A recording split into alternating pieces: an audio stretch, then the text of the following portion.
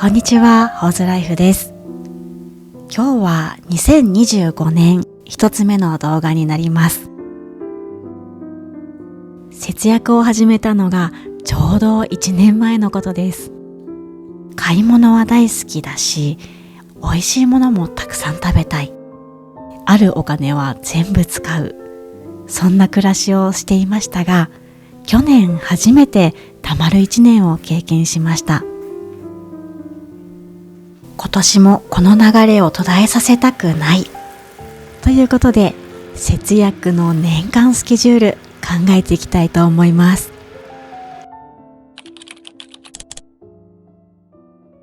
1月、勢いをつける。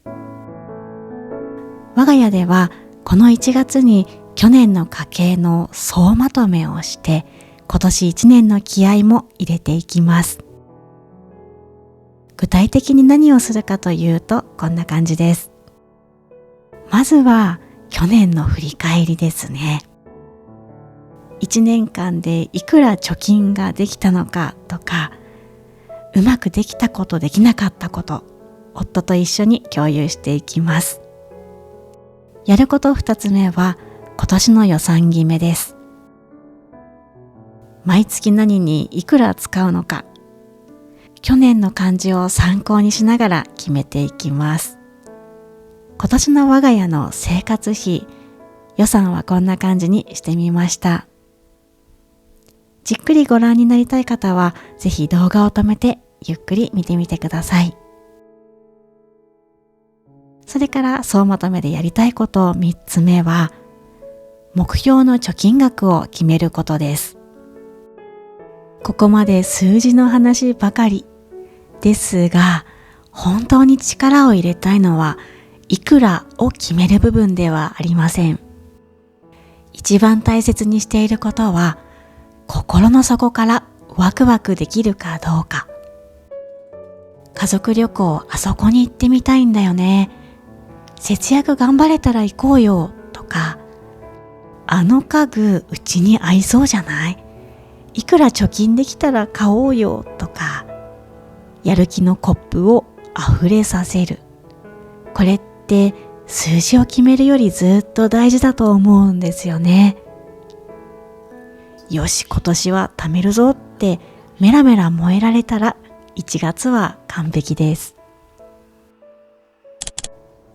2月、いたわる節約。少しずつ寒さが和らぐ頃。2月のテーマは何といっても食の見直し。年末からのイベント続きで胃腸が限界ギリギリ。食べ過ぎ、偏りすぎ、体も重たい。健康第一と言って高いサプリとか高い食品買えません。健康と節約の両立。これ難しいんですよね。節約1年目の去年はですね、タンパク質の取り方を工夫しました。肉とか魚、どんどん値上がりしてますよね。特に魚は以前の2倍以上。見るたびに値段が上がっていて、絶望すら感じる日々でした。我が家はもう思い切って肉と魚の量を減らしました。その分、豆腐とか納豆、豆乳を多く買うようにして補っております。はじめは肉魚減らすなんてできるかなって思っていたんですが、やってみたら良かったんですよね。何がいいって、体の調子がすこぶるいいです。胃もたれしない、食後のだるさがない。そんな嬉しい発見があったおかげで無理なく続けられております。ふるさと納税でお米を頼んだのも良かったです。実質2000円で美味しいお米を毎月送ってもらえるって幸せでした。去年スーパーからお米が消えた時期ありましたよね。ふるさと納税のお米はちゃんと届けてくださったんですよ。本当にありがたかった。それから2月にやること2つ目。花粉症の薬をもらっておく。去年は2月後半あたりで鼻がムズムズしてきたので、2月初旬のうちに病院でお薬をもらう予定です。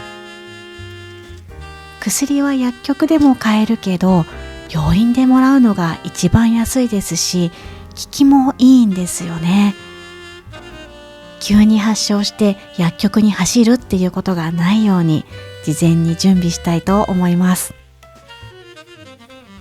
2月やること3つ目、ふるさと納税の注文。エビ、カニ、高級肉、気になりますが、お米を注文します。年末に向かえば向かうほど注文後の待機時間が長くなってしまうので、早めに頼んでおこうと思います。3月、物欲と向き合う。春の到来を実感する月です。徐々に増えていくのは新生活の3文字。それに乗っかってセール、新作アイテム、心をくすぐられる売り文句が目立ってきます。あれも欲しい、これも欲しい。物欲が止まらなくなる前にやっておきたいことがあります。断捨離です。3月は衣替えの時期でもあるので、断捨離にはもってこいの時期ですよね。冬に着なかった洋服、使わなかった雑貨、どんどん手放します。すっきり断捨離を終えた頃、気がつくことがあります。あれもこれも欲しかったのに物欲がなくなってる。物を手放すと思うんですよね。もうこれ以上もったいないを生みたくない。本当に必要なものだけでいい。こうやって断捨離の力で3月の誘惑を吹き飛ばす予定です。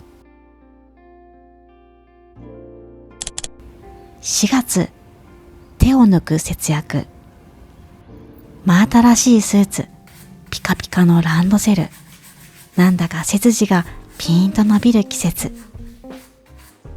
寒暖差が激しい時期でもあります。自律神経は乱れるわ、花粉症はつらいわ、今を生きるのに精一杯。そんな日はご飯を作る余力もなかったりしますよね。節約中だから絶対に自炊じゃなきゃなんて鞭を打つようなことはしません。4月は頑張らないことを頑張る月にする予定です。ですが外食には頼りません。キッチンを宝箱にしておきます。包丁もフライパンも使わず、チンするだけで食べれるもの。それでいて美味しいもの。スーパーで50円安い野菜を買ったとて、疲れて入ったラーメン屋の一杯で努力は水の泡に。なので最初から頑張らないって決めてしまった方が節約マインドが続く気がするんですよね。休日に作ったおかずを冷凍しておくのもいいし、冷食を種類豊富に用意しておくのもよし。4月は楽する方法を探すぞって今から意気込んでおります。5月、遊び方を見直す。待ちに待ったゴールデンウィーク。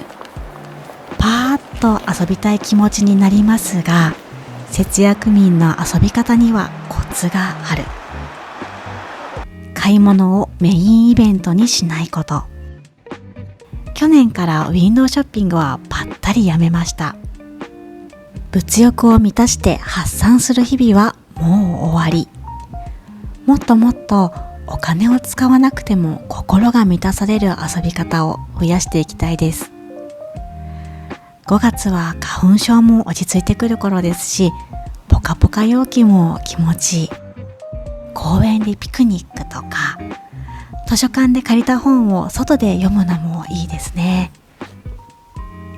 外出時はおにぎり、水筒を必ず持参するようにします。手先で小腹を空かせると予定にないカフェで出費することになるので、これらは必見です。お休みついでにやっておきたいこと。エアコンのフィルター掃除です。夏がやってくる前に掃除をしてしまえば電気代の節約になります。最後に試運転まで済ませて故障していないか確認しておきます。エアコンの需要が高まる前にやっておくこと。6月、再スタートを切る。そろそろ節約生活も中だるみが出てくる頃でしょうか。この中だるみ、放置は厳禁。ここでどう向き合うかが運命の分かれ道です。NG なのはたるんだ自分を責めること。私ってダメだな、しっかりしないと。根性論で続けてもいつかきっと節約の糸は切れてしまう。そこで去年から始めたのは中間発表会です。1月と同様、家族会議を開催して半年分の貯金額を共有します。今までの努力はちゃんと実ってる。そう実感できる時間を作ること。それから最も大事なのは小さな違和感をあぶり出すことです。不満、不快感、不安感。ネガティブな目を早めに積むために予算を変えたりやり方を変えたり、これならできそうってご機嫌で再スタートできれば残り半年頑張れる気がします。それから小さなことですが、6月はトイレの便座の温め機能をオフにします。これだけで1月約200円から600円の節約になるそうです。7月、8月、巣ごもりの節約。毎年のように更新される記録的猛暑。真夏の休日、皆様はどのようにお過ごしでしょうか。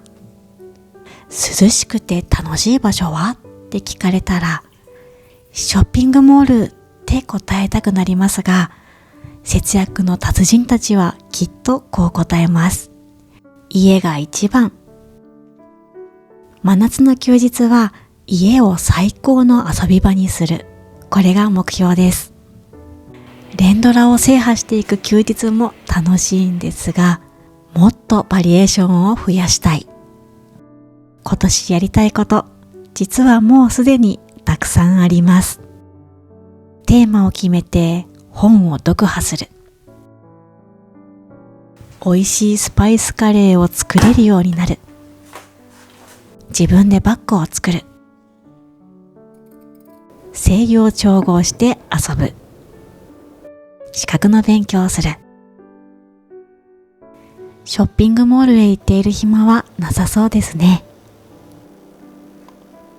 その他夏にできることは、シャワーの温度設定を下げる。室外機の暑さ対策をする。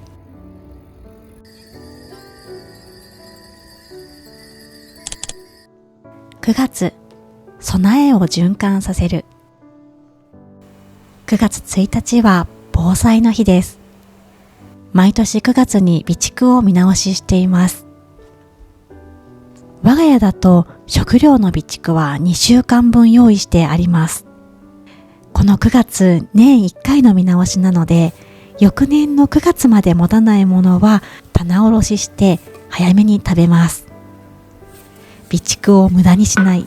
これも節約の一つではないでしょうか。備蓄用の水も同様で無駄にはしません。消費期限が過ぎた水はそのまま捨てるのではなくて、植物の水やりとかベランダ掃除で使い切っています。9月後半、冷房も暖房もいらない気持ちいい日々がやってきたら、我が家は再び断捨離モードです。夏に着なかった洋服や使わなかった雑貨、どんどん手放して物欲も沈めていきます。1年もあと3ヶ月です。秋って1年の中でも一番好きなんですよね。